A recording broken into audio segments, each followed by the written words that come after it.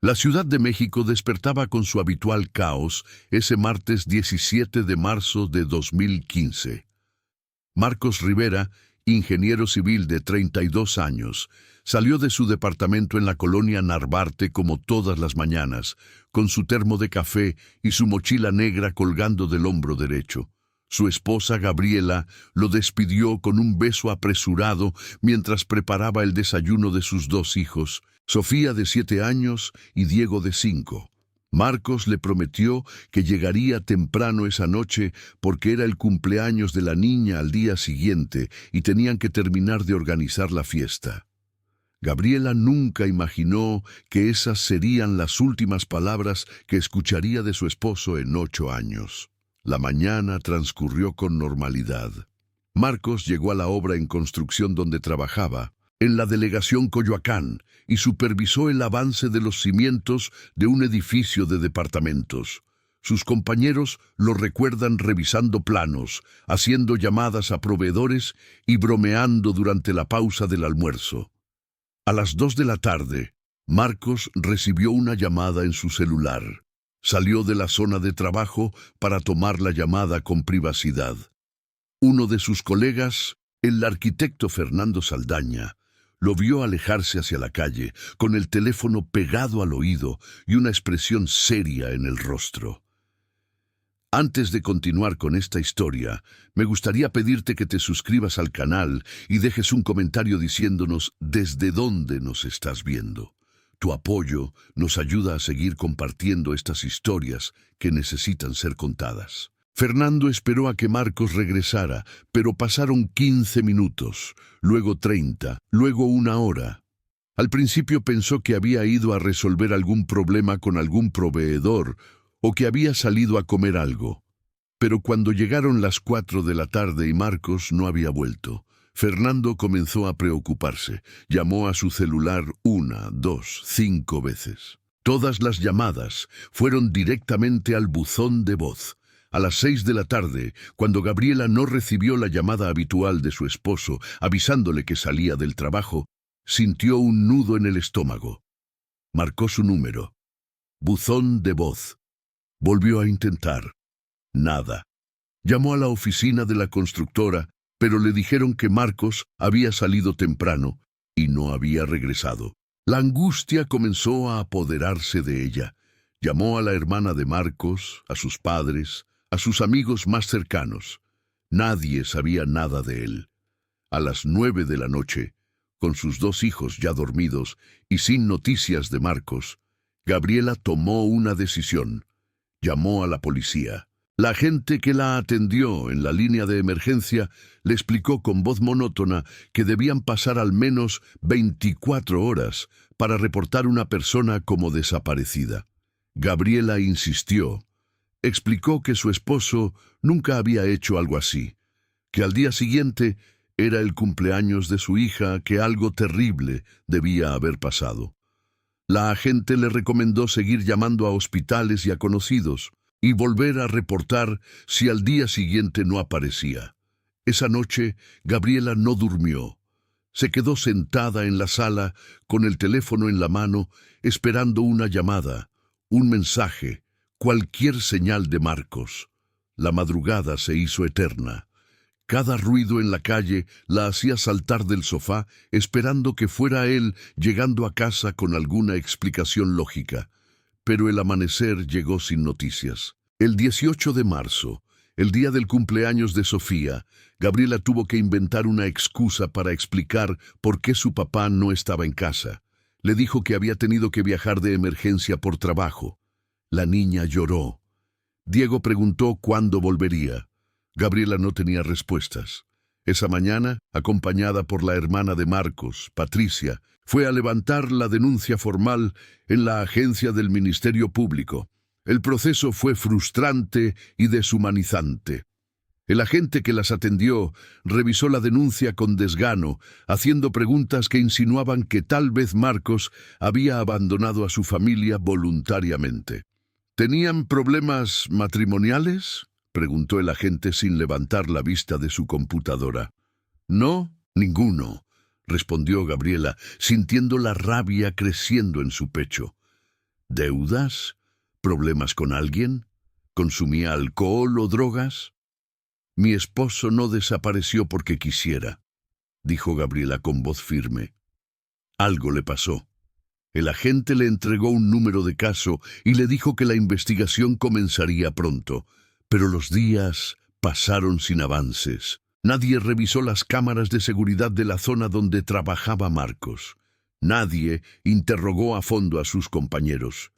El caso se convirtió en uno más entre los miles de desaparecidos en la Ciudad de México.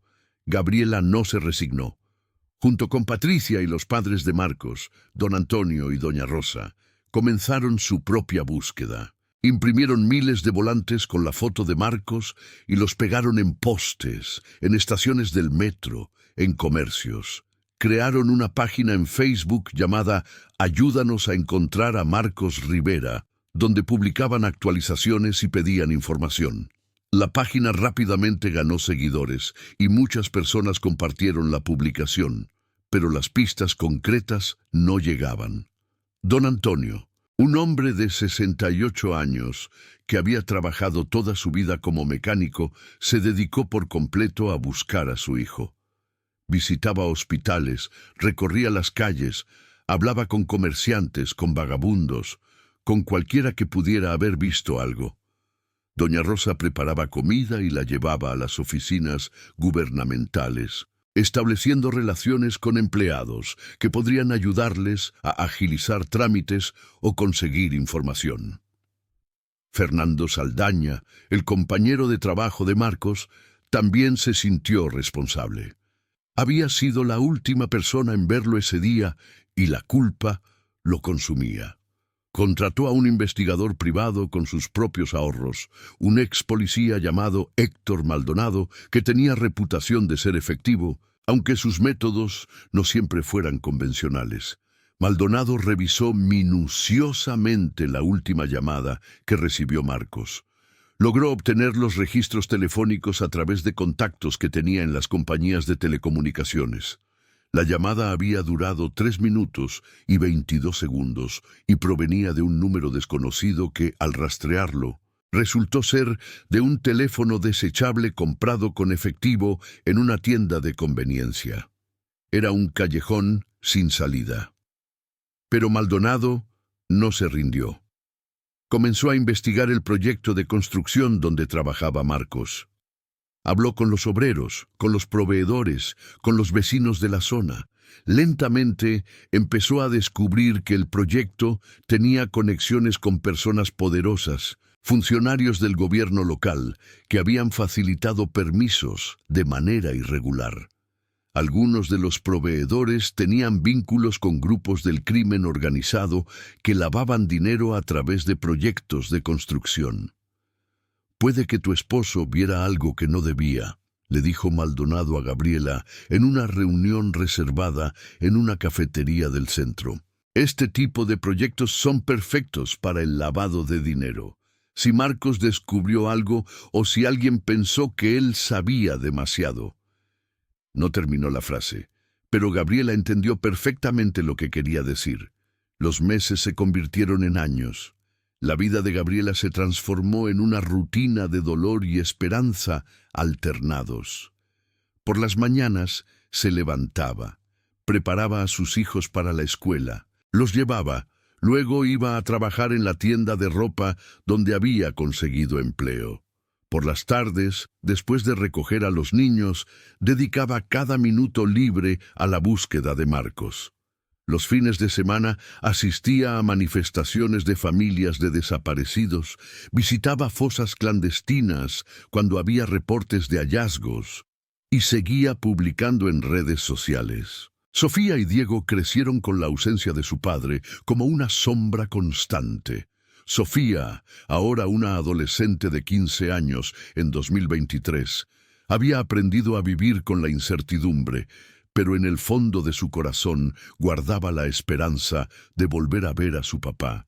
Diego, de 13 años, apenas recordaba cómo era su padre, solo tenía las fotografías y las historias que su madre le contaba. Don Antonio enfermó de diabetes y su salud comenzó a deteriorarse, pero nunca dejó de buscar a su hijo. Doña Rosa desarrolló depresión severa y necesitó tratamiento psicológico para poder funcionar. Patricia, la hermana de Marcos, se convirtió en el pilar de apoyo para Gabriela, ayudándola con los niños y acompañándola en cada paso de la búsqueda. En 2018, 3 años después de la desaparición, Maldonado logró un avance importante. A través de un informante, descubrió que la noche que desapareció Marcos, había sido visto subiendo a una camioneta oscura con 2 hombres. El testigo, un vendedor ambulante que trabajaba en la zona, no había querido hablar antes por miedo, pero finalmente accedió a dar su testimonio a cambio de protección. «Los vi discutir», dijo el vendedor, un hombre delgado de unos 50 años que temblaba mientras hablaba. El señor parecía asustado, pero ellos lo obligaron a subir. Uno de ellos tenía una pistola. Esta información cambió completamente la perspectiva del caso. Ya no era una desaparición voluntaria ni un accidente. Era un secuestro. Pero secuestro, ¿con qué motivo? Nunca hubo llamadas pidiendo rescate. Nunca hubo amenazas previas. Maldonado intensificó su investigación sobre las conexiones del proyecto de construcción. Descubrió que 2 semanas antes de la desaparición de Marcos, había tenido una reunión con auditores de la empresa constructora. En esa reunión, Marcos había presentado irregularidades en las facturas de materiales. Algunos proveedores estaban cobrando precios inflados y los materiales entregados no coincidían con los pedidos. Marcos había documentado todo meticulosamente porque era un hombre íntegro que no toleraba la corrupción. Esa documentación nunca apareció. La computadora de Marcos desapareció de su escritorio en la obra el mismo día que él. Su mochila nunca fue encontrada. Alguien había limpiado cualquier evidencia. Gabriela llevó esta información a la fiscalía, pero la respuesta fue decepcionante. Le dijeron que eran solo especulaciones, que no había evidencia sólida que vinculara la desaparición de Marcos con el proyecto de construcción. El caso seguía abierto pero sin avances reales. La burocracia y la corrupción dentro del sistema judicial impedían que se hiciera justicia. Durante todos estos años, Gabriela se había unido a colectivos de familiares de desaparecidos. Participaba en búsquedas en terrenos baldíos, en fosas clandestinas, en lugares donde las autoridades habían encontrado restos humanos. Era un trabajo desgarrador. Cada vez que encontraban ropa, huesos, objetos personales, las familias temblaban esperando y a la vez temiendo que fueran de sus seres queridos. Gabriela había visto a madres derrumbarse al identificar una prenda de su hijo. Había visto a hermanas gritar de dolor al confirmar a través de pruebas de ADN que los restos encontrados eran de su hermano. Pero en el caso de Marcos nunca hubo esa terrible confirmación. Ningún cuerpo, ningún resto, solo silencio. En enero de 2023, casi 8 años después de la desaparición, Gabriela estaba en su casa preparando la cena cuando recibió un mensaje en Facebook de una persona desconocida. El mensaje decía simplemente: «Marcos está vivo, yo lo vi». El corazón de Gabriela se detuvo. Sus manos temblaron mientras escribía la respuesta. «¿Dónde? ¿Cuándo? Por favor, necesito saber». Esperó minutos que se sintieron como horas. Finalmente llegó la respuesta. «En Oaxaca, hace 2 meses, pero parecía no querer ser reconocido. Lo siento, no puedo decir más».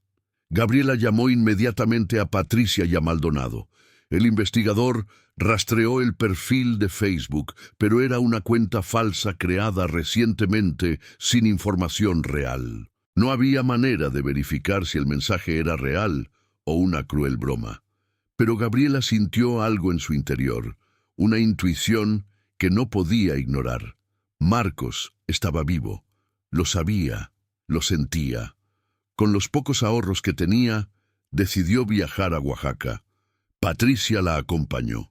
Durante 2 semanas recorrieron la ciudad y los pueblos cercanos, mostrando fotos de Marcos, preguntando en mercados, en iglesias, en plazas. Nadie lo había visto, o al menos nadie quería admitirlo. Regresaron a la Ciudad de México agotadas y sin respuestas, pero Gabriela no perdió la esperanza. Continuó con su rutina de búsqueda, ahora con una nueva certeza. Su esposo estaba vivo en algún lugar. En abril de 2023, el mundo aún se estaba recuperando de la pandemia y el trabajo remoto seguía siendo común. La empresa donde Gabriela trabajaba organizó una reunión por Zoom para presentar los nuevos productos de la temporada. Era una reunión rutinaria con más de 40 empleados conectados desde sus casas. Gabriela estaba en su habitación, con su cámara encendida, tomando notas mientras el gerente de ventas presentaba las diapositivas. La reunión llevaba 20 minutos cuando, de repente, alguien nuevo se conectó a la llamada. Era una cuenta sin foto de perfil, con el nombre Usuario 4669. Gabriela apenas le prestó atención pensando que era alguien del departamento técnico o algún empleado nuevo. Pero entonces esa cuenta encendió su cámara. El mundo de Gabriela se detuvo por completo. En la pequeña ventana de video apareció un hombre de aproximadamente 40 años, delgado, con el cabello más largo y con barba, pero con los mismos ojos, la misma forma de la nariz, la misma cicatriz pequeña en la ceja izquierda que Gabriela había besado 1000 veces. Era Marcos. Gabriela sintió que no podía respirar. Su corazón latía con tanta fuerza que pensó que se saldría de su pecho. Con manos temblorosas, escribió en el chat de la reunión: Marcos. Pero antes de que pudiera enviar el mensaje, la cuenta de usuario 4619 desapareció de la llamada. La ventana de video se cerró como si nunca hubiera estado ahí. Gabriela gritó. Literalmente gritó tan fuerte que Sofía y Diego corrieron a su habitación asustados. Sus compañeros de trabajo en la reunión de Zoom la miraban confundidos a través de sus cámaras. «Era él, era Marcos, lo vi». «¿Estaba en la llamada?», gritaba Gabriela señalando la pantalla de su computadora. «Mamá, ¿qué pasa?», preguntó Sofía tomándola de los hombros. «Tu papá, vi a tu papá. Estaba aquí, en la computadora». Diego la abrazó, asustado por la reacción de su madre. Gabriela estaba temblando, llorando, riendo al mismo tiempo. Patricia llegó corriendo desde la cocina donde había estado preparando café. Gabriela cerró la reunión de trabajo sin dar explicaciones y llamó inmediatamente al departamento de tecnología de la empresa. Habló con un joven llamado Roberto que manejaba las cuentas de Zoom. «Necesito que me des toda la información del usuario que se conectó hace unos minutos con el nombre Usuario 4719», le dijo con urgencia. «Señora Gabriela, eso es información confidencial. Yo no puedo. Mi esposo desapareció hace 8 años. Acabo de verlo en esa reunión. Por favor, necesito esa información». Roberto, conmovido por la desesperación en la voz de Gabriela, le prometió que investigaría lo que pudiera sin violar protocolos graves de la empresa. Le pidió unas horas. Gabriela no podía quedarse quieta. Caminaba de un lado a otro de su departamento. Miraba su teléfono cada 30 segundos. Revisaba su computadora esperando que Marcos volviera a aparecer de alguna manera. Llamó a Maldonado y le contó lo sucedido. «¿Estás completamente segura de que era él?», preguntó el investigador. «Héctor, lo vi, lo reconocería en cualquier lugar. Era Marcos, más delgado, con barba, pero era él. Estoy segura». Maldonado le pidió que le enviara cualquier captura de pantalla o grabación de la reunión. Gabriela revisó, pero no había activado la opción de grabar. Maldijo su suerte. 3 horas después, Roberto del Departamento de Tecnología la llamó de vuelta. «Señora Gabriela, logré obtener algo de información. La cuenta usuario 4619 Fue creada ayer con un correo temporal que ya no existe. La conexión a la reunión se hizo desde una dirección IP que rastreé hasta un café internet en la colonia Doctores. La colonia Doctores, a menos de 30 minutos de su casa. ¿Tienes la dirección exacta?, preguntó Gabriela, ya tomando las llaves de su auto. Roberto le dio la información. Gabriela, acompañada por Patricia, condujo directamente hacia ese lugar. Era un café internet pequeño y descuidado en una calle lateral. Llegaron cuando estaba a punto de cerrar. El encargado, un joven con audífonos colgando del cuello, les dijo que recordaba a un hombre que había usado una computadora esa tarde. Sí, llegó como a las 3, usó la máquina como media hora y se fue. Pagó en efectivo. ¿Cómo era?, preguntó Gabriela sacando su celular para mostrarle una foto de Marcos. El joven miró la foto y asintió. Se parece. Tenía barba y el pelo más largo. Pero sí, creo que era él. Parecía nervioso, miraba mucho hacia la calle, como si esperara a alguien o tuviera miedo de que alguien lo viera. ¿Hacia dónde fue cuando salió? No sé, señora. Salió caminando hacia el norte, pero no lo seguí con la mirada. Gabriela y Patricia salieron del café internet y caminaron por las calles aledañas, buscando, preguntando a comerciantes, a personas en las esquinas. Nadie más lo había visto. Esa noche Gabriela no durmió. Se quedó sentada frente a su computadora, con su celular al lado, esperando cualquier señal. Revisó todos sus correos, sus mensajes de Facebook, WhatsApp, cualquier plataforma donde Marcos pudiera contactarla. Nada. Al día siguiente, la historia se había compartido entre todos los empleados de la empresa. Muchos expresaron su apoyo a Gabriela. Algunos se mostraron escépticos, pensando que tal vez ella había imaginado cosas por el trauma de tantos años de búsqueda. Pero Gabriela sabía lo que había visto. Maldonado comenzó su propia investigación en la colonia Doctores. Habló con vendedores ambulantes, checó cámaras de seguridad de comercios cercanos, buscó cualquier rastro de Marcos. En una tienda de abarrotes a 2 cuadras del café internet, el dueño le dijo que había visto a un hombre con la descripción de Marcos entrar a comprar agua y pan varios días antes. Venía como 2 o 3 veces por semana, dijo el dueño. Siempre compraba lo mismo: agua, pan, latas de atún, galletas. Como si viviera cerca, pero no quisiera llamar la atención comprando mucho de una vez. Esta información era oro. Significaba que Marcos había estado en esa zona durante un tiempo, tal vez semanas o meses. Maldonado amplió su búsqueda, tocando puertas de edificios de departamentos, de cuartos de vecindad, de hoteles baratos. En uno de esos hoteles, el de la calle Doctor Lavista, el recepcionista reconoció la foto. Estuvo aquí como 2 meses, pero se fue hace una semana, dijo el hombre, un señor mayor con lentes gruesos. Pagaba por semana, en efectivo. Era callado, nunca causó problemas. Dijo que su nombre era Mario Sánchez. ¿Sabes hacia dónde fue cuando se fue?, preguntó Maldonado. No, señor, solo vino, pagó lo que debía y se fue con una mochila pequeña.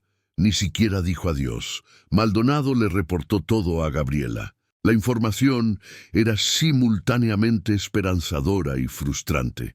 Marcos había estado tan cerca, a menos de 5 kilómetros de su casa, durante meses, y ahora había desaparecido nuevamente. ¿Por qué no vino a casa?, se preguntaba Gabriela en voz alta, sentada en su sala con Patricia. Si está vivo, si está aquí en la ciudad, ¿por qué no vuelve con nosotros? ¿Por qué se conectó a esa reunión si no quería que lo encontrara? Tal vez quería que supieras que está vivo, sugirió Patricia. Pero algo le impide volver. Tal vez está en peligro. Tal vez está protegiendo a la familia manteniéndose alejado. Esa posibilidad aterraba a Gabriela, pero tenía sentido. Si Marcos había sido secuestrado por personas involucradas en lavado de dinero o corrupción, Si había visto algo que no debía, su vida podía estar en peligro constante. Tal vez había logrado escapar, pero no podía volver a casa sin poner en riesgo a su familia. Gabriela tomó una decisión. Publicó en la página de Facebook: "Ayúdanos a encontrar a Marcos Rivera". Un mensaje directo: "Marcos, si estás leyendo esto, quiero que sepas que te amamos y que solo queremos que estés bien. Si no puedes volver a casa, está bien. Solo necesito saber que estás vivo y a salvo. Los niños han crecido mucho. Sofía está en la preparatoria y Diego en la secundaria. Ambos te extrañan todos los días. Tus padres también te necesitan. Tu papá está enfermo, Marcos. Necesita verte. Por favor, da una señal. Lo que sea. No tiene que ser en persona. Solo una palabra, un mensaje. Algo que me diga que recibiste esto. Te amo. Siempre te he amado. Siempre lo haré". La publicación se compartió miles de veces en pocas horas. Los medios locales recogieron la historia. Noticieros de televisión entrevistaron a Gabriela. La historia del hombre que desapareció en 2015 y apareció brevemente en una reunión de Zoom 8 años después capturó la atención de todo México. Durante 2 semanas no hubo respuesta. Gabriela caía en momentos de desesperación donde pensaba que tal vez había sido una cruel coincidencia, que tal vez el hombre en la reunión solo se parecía a Marcos.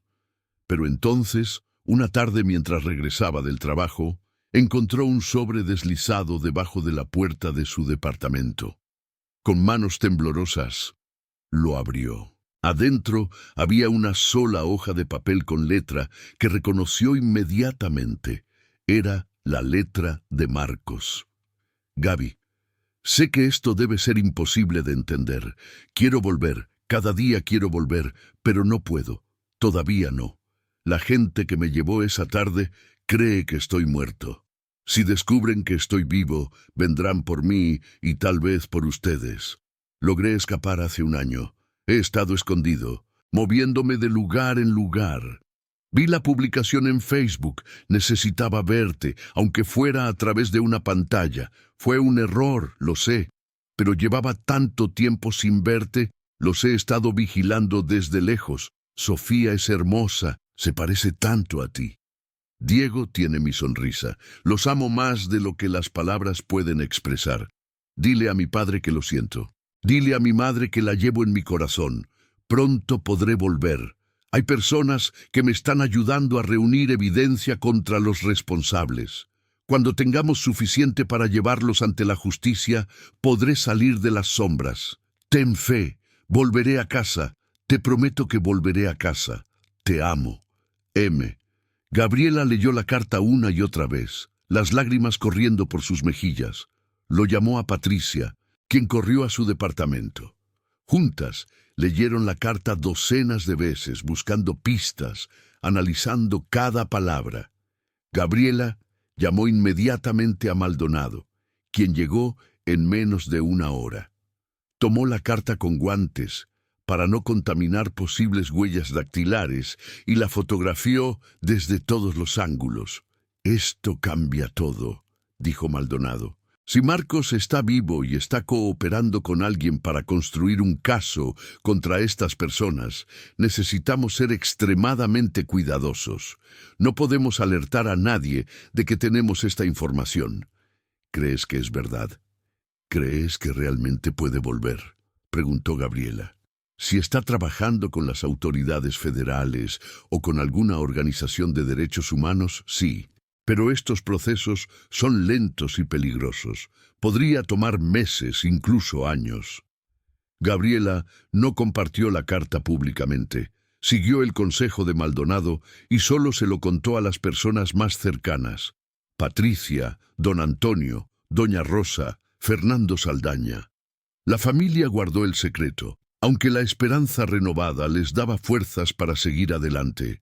Don Antonio lloró cuando se enteró de que su hijo estaba vivo. Su salud había empeorado considerablemente en los últimos meses, y los médicos le habían dicho que le quedaban pocos años de vida. Saber que Marcos estaba vivo le dio una razón para seguir luchando contra su enfermedad. Tengo que vivir lo suficiente para verlo de nuevo, le dijo a Gabriela con lágrimas en los ojos. Tengo que abrazarlo una vez más. Los meses siguientes fueron de espera angustiosa. Gabriela continuó con su vida, pero ahora con una esperanza concreta. Cada día revisaba debajo de su puerta esperando otra carta, otro mensaje. Mantenía su teléfono siempre cargado, siempre con ella, por si Marcos encontraba una manera de llamar. En octubre de 2023, 6 meses después de la aparición en Zoom, Maldonado recibió una llamada de un contacto que tenía en la Fiscalía General de la República. Le informaron confidencialmente que había una investigación en curso contra varios funcionarios y empresarios involucrados en esquemas de corrupción y lavado de dinero en proyectos de construcción en la Ciudad de México. La investigación llevaba casi un año y tenían un testigo protegido clave que había proporcionado documentación extensa. Maldonado no tuvo que preguntar el nombre del testigo. Sabía que era Marcos. Le informó a Gabriela, pero le advirtió que no podía confirmar nada oficialmente. Estas investigaciones eran altamente confidenciales y cualquier filtración podía poner en peligro no solo la investigación, sino también la vida del testigo. «Sigue tu rutina normal», le aconsejó Maldonado. «No cambies nada en tu comportamiento. Si estas personas sospechan que algo está pasando, podrían tomar medidas drásticas». Gabriela siguió su consejo, aunque era cada vez más difícil mantener la apariencia de normalidad. Sofía había notado el cambio en su madre, una luz en sus ojos que no había estado ahí en años. Una noche, mientras cenaban juntas, la adolescente le preguntó directamente: «Mamá, ¿sabes algo de papá? Algo que no nos has contado». Gabriela no podía mentirle a su hija. No después de tantos años de dolor compartido. Le contó sobre la carta, sobre la posible investigación, sobre la esperanza de que Marcos pudiera volver pronto. Sofía lloró, pero esta vez fueron lágrimas de alegría mezcladas con miedo. «¿Y si algo le pasa antes de que pueda volver?», preguntó la joven. «Tu padre es fuerte», respondió Gabriela tomando las manos de su hija. «Ha sobrevivido 8 años. Sobrevivirá hasta que pueda volver con nosotros». Diego también fue informado. El chico, ahora de 13 años, apenas recordaba a su padre, pero la idea de conocerlo realmente lo llenaba de emoción y nerviosismo. «¿Crees que me recuerde?», preguntó Diego. «Yo era muy pequeño cuando se fue». «Te recuerda cada día», le aseguró Gabriela, «y te ama más de lo que puedes imaginar». El 15 de diciembre de 2023, 3 días antes del cumpleaños de Sofía, Gabriela estaba en el trabajo cuando recibió una llamada de un número desconocido. Normalmente no contestaba este tipo de llamadas, pero algo le dijo que debía hacerlo. «¿Señora Gabriela Rivera?», preguntó una voz femenina al otro lado. «Sí, soy yo. Habla la licenciada Mónica Estrada de la Fiscalía General de la República. ¿Podría reunirse con nosotros esta tarde? Tenemos información sobre su esposo, Marcos Rivera». El corazón de Gabriela se aceleró tanto que pensó que se desmayaría. Pidió permiso en el trabajo y salió inmediatamente hacia las oficinas de la Fiscalía. Patricia la acompañó. Maldonado se reunió con ellas en el camino. En una sala de juntas privada, la licenciada Estrada, una mujer de unos 45 años, con expresión seria pero amable, les explicó la situación. Su esposo ha sido parte de un programa de protección de testigos durante el último año. Él proporcionó información crucial sobre una red de corrupción que involucra a funcionarios públicos, empresarios y miembros del crimen organizado. Gracias a su testimonio y a la evidencia que guardó durante años, hemos podido construir casos sólidos contra más de 20 personas. La semana pasada realizamos una serie de arrestos coordinados. Las personas que representaban una amenaza para su esposo están ahora bajo custodia. Gabriela no podía hablar. Las lágrimas corrían libremente por su rostro. «¿Eso significa que puede volver a casa?», preguntó Patricia apretando la mano de su cuñada. «Sí», respondió la licenciada con una pequeña sonrisa. «Su esposo puede volver a casa. De hecho, está aquí. Ha estado esperando en otra sala. ¿Quiere verlo?». Gabriela no podía creer lo que estaba escuchando. Asintió frenéticamente, incapaz de formar palabras. La licenciada Estrada se levantó y salió de la sala. Los segundos se sintieron eternos. Y entonces la puerta se abrió. Marcos entró a la sala. Llevaba ropa simple, jeans y una camisa gris. Estaba más delgado de como Gabriela lo recordaba, con algunas canas en el pelo y líneas en su rostro que no estaban ahí antes. Pero sus ojos, esos ojos que ella había amado desde el momento en que lo conoció, brillaban con las mismas emociones que ella sentía. Durante un momento, ninguno de los dos se movió. Se miraron a través de la sala. 8 años de dolor, miedo, esperanza y amor comprimidos en ese instante. Entonces Gabriela corrió hacia él. Marcos la recibió con los brazos abiertos y cuando se abrazaron, ambos se derrumbaron. Cayeron de rodillas, abrazados, llorando, aferrándose el uno al otro como si tuvieran miedo de que si soltaban, todo desaparecería como un sueño. «Lo siento», susurraba Marcos una y otra vez. «Lo siento tanto. Quise volver todos los días». «Estás aquí ahora», respondía Gabriela entre sollozos. «Eso es lo único que importa. Estás aquí». Patricia Maldonado y la licenciada Estrada les dieron privacidad, saliendo discretamente de la sala. Los dejaron ahí, abrazados, recuperando 8 años perdidos en un momento.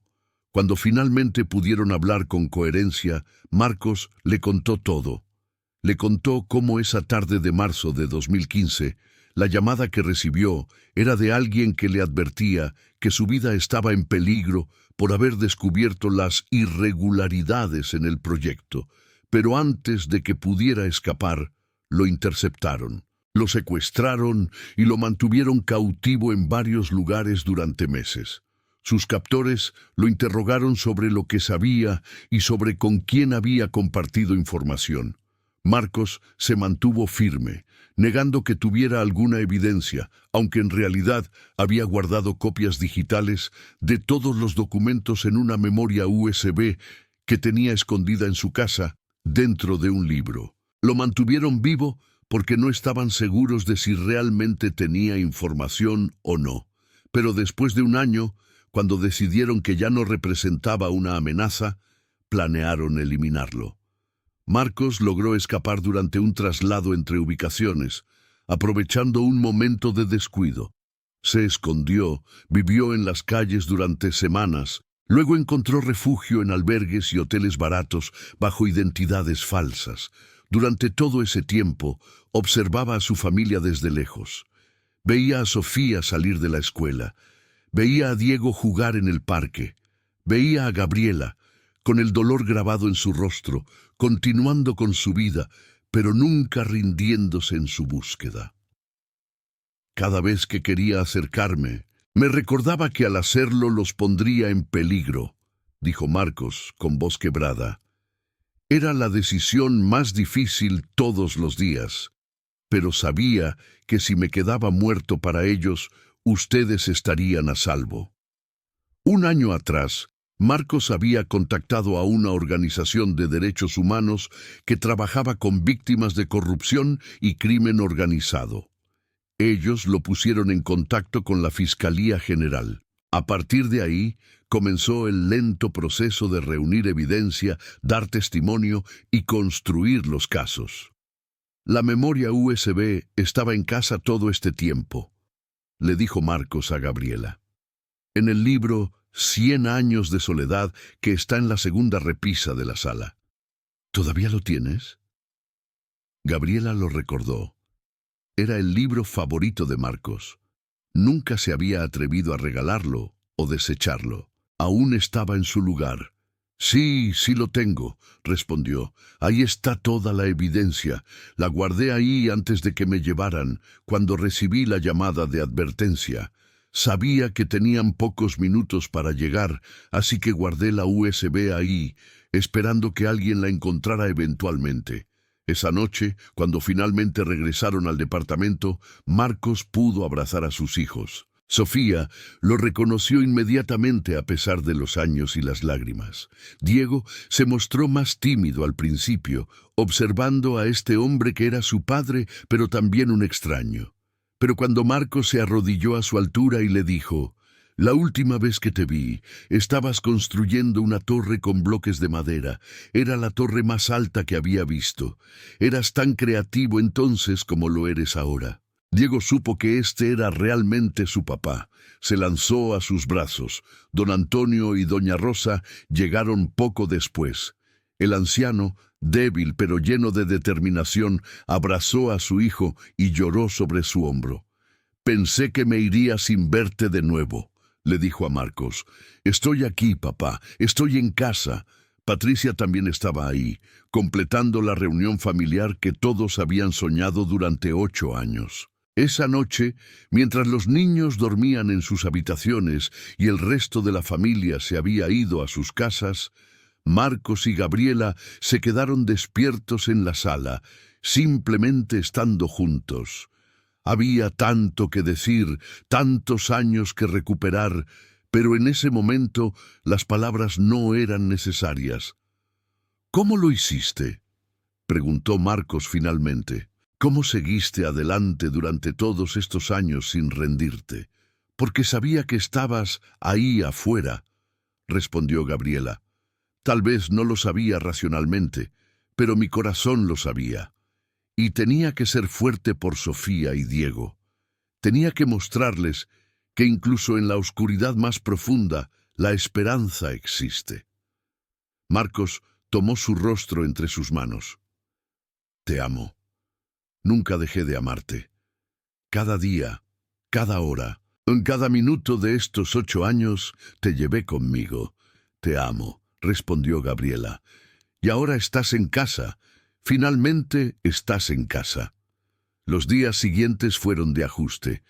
Marcos tuvo que reaprender cómo ser parte de una familia después de años de aislamiento y supervivencia. Sofía y Diego tenían que conocer a su padre de nuevo, descubrir quién era como persona, no solo como un recuerdo idealizado. Había momentos difíciles, momentos donde Marcos despertaba en medio de la noche con pesadillas, momentos donde la ansiedad lo abrumaba. La familia comenzó terapia juntos. Un psicólogo especializado en trauma y reintegración familiar los ayudó a navegar este nuevo territorio. Les enseñó que la sanación no sería inmediata, que tomaría tiempo, pero que con amor y paciencia podrían reconstruir lo que había sido destruido. Marcos también tuvo que enfrentar las secuelas legales. Participó en los juicios contra las personas involucradas en su secuestro y en la red de corrupción. Dar testimonio fue difícil, revivir esos años de cautiverio y miedo, pero cada vez que tomaba el estrado, miraba hacia las bancas donde Gabriela estaba sentada, dándole fuerza con su presencia, y encontraba el coraje para continuar.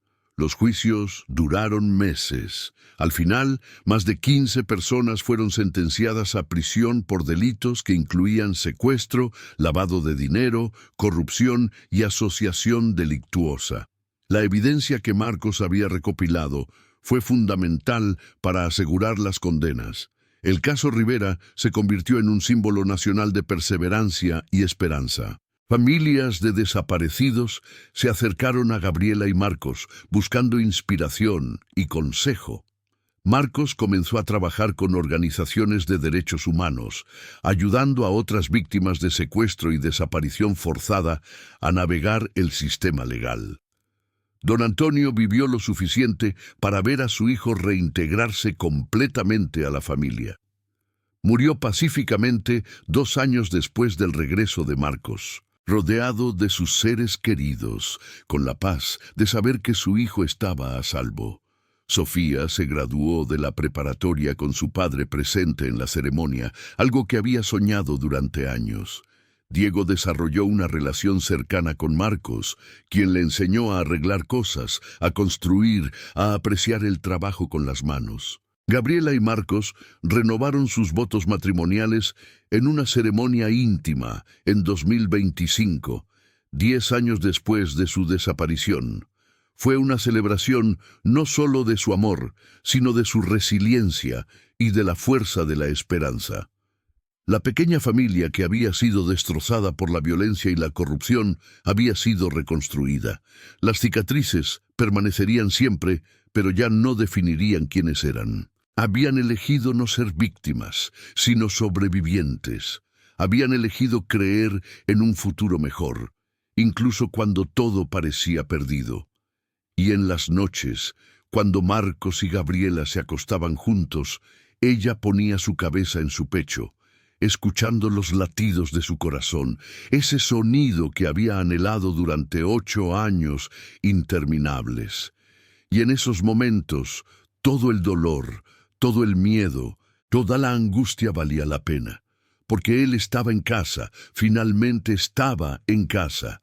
La historia de Marcos Rivera, el hombre que desapareció en la Ciudad de México en 2015 y reapareció brevemente en una reunión de Zoom 8 años después, se convirtió en un recordatorio de que incluso en los tiempos más oscuros, cuando toda esperanza parece perdida, los milagros pueden suceder.